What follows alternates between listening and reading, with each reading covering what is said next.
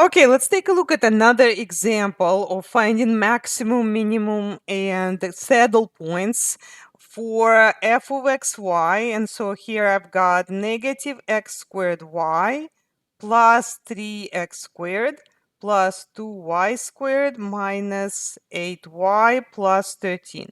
Okay, so first let me find the partial derivatives, and both of them should be 0 at the critical points. So first, the term negative x squared y with respect to x. Now, think of y as a number. This is called a constant multiple. We keep it.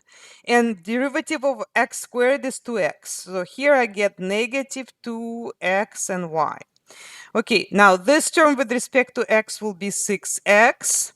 None of the other terms have x in them, so they will just disappear and have 0 and become 0. Now, for the y derivative, now think about negative x squared y. So negative x squared, this part right here is now a constant multiple. And so this is like a number y. So that's just the number. And then 3x squared does not have a y. So that'll be 0. And then plus 4y minus 8. Okay, so we've got that. Let's put that in here. Those are the partials. Okay. Now, how do we solve this? And this is actually a difficult system to solve. What I'm going to do first is there are two methods. One, potentially solving the second equation for y. But I think what I'm going to do is start with the first equation. So if I have the following equation, what I can notice is that I can factor the GCF out of this. So the GCF here, I can factor 2 and I can factor x. And actually, I'm also going to factor a minus. How about that? Okay, so if I factor negative 2x from the first term, if I take out negative 2x, I will get y. From the second term, if I take out x and a 2, 3 will be left. So that's just 3. Now, be careful about the sign because the negative will get distributed to both terms. This should be a minus. Otherwise, if you distribute, you would actually not get a positive over here. So now I'm going to use something called zero factor property. And it says that whenever you multiply two terms, if the answer is 0, that tells you that either term has to be 0. So maybe either negative 2x equals 0.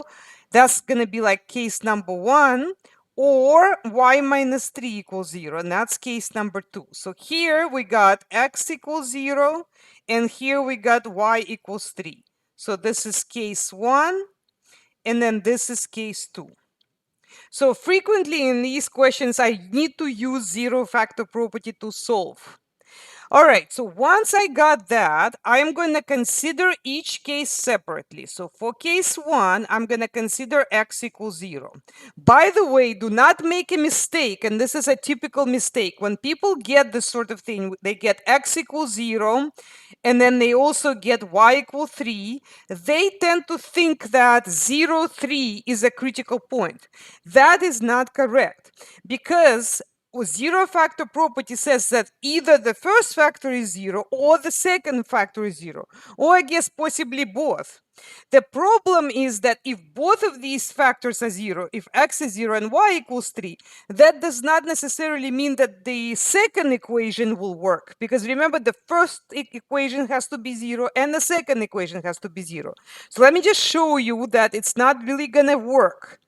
And so on the test or quiz or whatever, you need to plug in both the fx and fy and make sure both of them are 0. So look at what I'm going to type right now. So I'm going to take negative 2xy plus 6x. That's one of them. And then the other one is negative x squared plus 4y minus 8. So if I were to plug in 0, 3, well, the first derivative is 0. But then if I plug it the second one, so if I also plug in 0, 3 over here, I actually don't get 0. So 0, 3 is not a critical point. So here, you see how I was able to detect that I did it wrong. So zero factor property says it's either one or the other, not necessarily both. So if x equals 0, I still have to use the second equation. that has to be 0. So the second equation was negative x squared, and I haven't used it yet, plus 4y minus 8 equals 0. When x is 0, this term will just drop out, and then I will get y equals 2. So one of the points I get here is 0, 2. Now, how do I know that's right? It's very easy to check. If I just plug it both in fx and fy, I got 0, so I know this is correct. Okay, so now for case number 2, I need to look at y equals 3. How about that? So again, I need to use the second equation, which is negative x squared plus 4y minus 8 equals 0. So that is negative x squared, and then I plug y equals 3 for y. So that would be plus 12 minus 8 equals 0. Now, that results in negative x squared plus 4 equals 0. So if I were to subtract 4 from both sides, I get negative x squared equals negative 4, which is the same thing as x squared equals 4. Word of caution. So here people will say, okay, well, that means that x equals 2. Well, yeah, x equals 2, but there's another solution, and that is negative 2. So when you square a number, the negative goes away. So looks like corresponding to y equals 3, I actually have 2 points. So y equals 3, and I got 2, 3, and I got negative 2, 3. Now let's check and see if these points satisfy my fx and fy. So is that correct or not? Okay, so let's check that both of them have to be 0. Okay, that works. And then also negative 2. And then both of these are 0. So I am good. So my critical points are 2, 3. And we separate them by a comma. And then I also have one other, which is 0, 2. Okay. Now I'm supposed to classify all of these points. So that is pretty easy because I am going to define these functions on my calculator.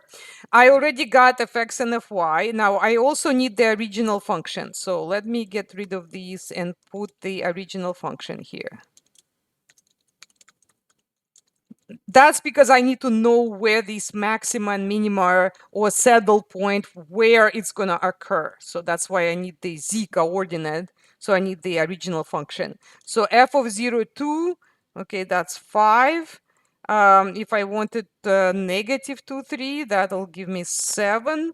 And if I want positive 2, 3, that also gives me 7. Now let's compute fxx.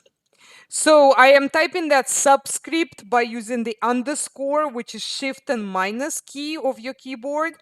And what that's going to be is derivative of fx with respect to x.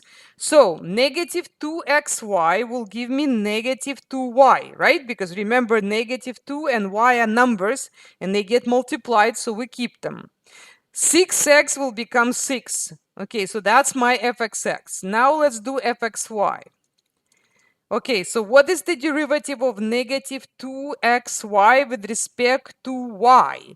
So now negative 2x is a number, and 6x will become 0 because that's added, and when you add a constant, it disappears when you take the derivative. Finally, fyy is the derivative with respect to y of this one. So negative x squared is 0 derivative, and then that's just going to be 4.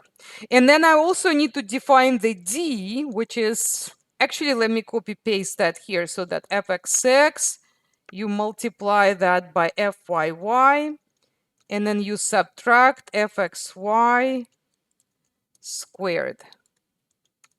Okay. So based on that, I'm going to see if I can classify my points. So d and fxx, that's what I need to use the second derivative test. Okay, so fxx of the first point, that's 2, and then d is 8. Now, whenever d is positive and fxx is positive, we got a minimum. So that's a local minimum, and that it occurs at 0, 2, 5. That's the point on the graph. Now let's check negative 2, 3. Let's check that. And then I'm also checking it here. So that's negative 16 for D and 0 for fxx. What is important is that D is negative, which tells me that that's a saddle point. And finally, let's check 2, 3. And actually here I do see similar results, actually the same exact results. So that's going to be also a saddle point.